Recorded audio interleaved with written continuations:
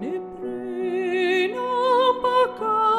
garde au verseau que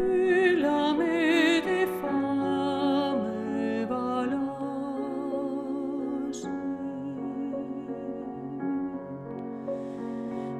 Mais viendra le jour des adieux, car il faut que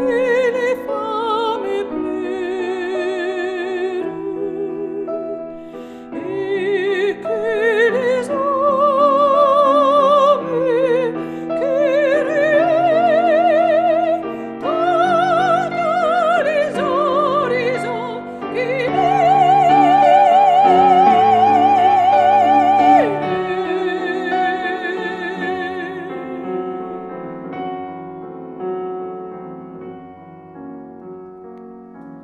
et ces jours-là, le grand vaisseau, fuyant le port qui dit